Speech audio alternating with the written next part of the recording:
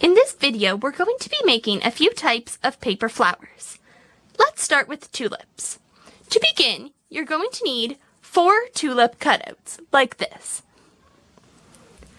To start, fold each cutout in half. Once you have each folded in half, glue them together, like this. Glue one half, attach it to the one at the side,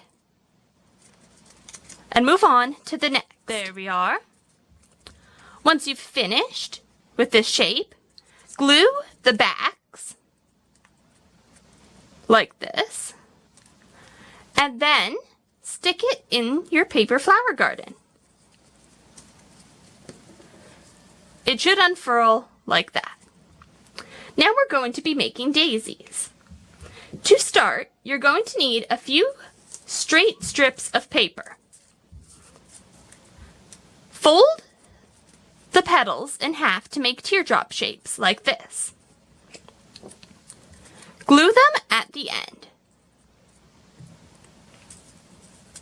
Complete that same step with all of your strips of paper.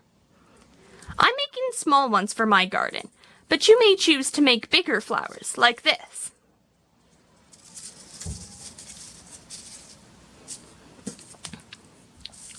Once you have folded all of your petals, connect them right at the center. Glue the tops and stick the next petal on. Go all the way around in a circle until you have a flower. Once you have your flower shape, glue it down in your garden.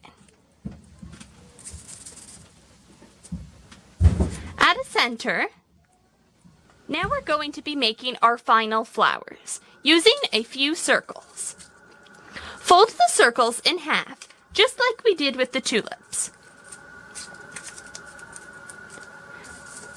This time we're going to do something a little different. We're going to start by gluing the pieces to our paper. Place the circle on your paper and then move on to the next.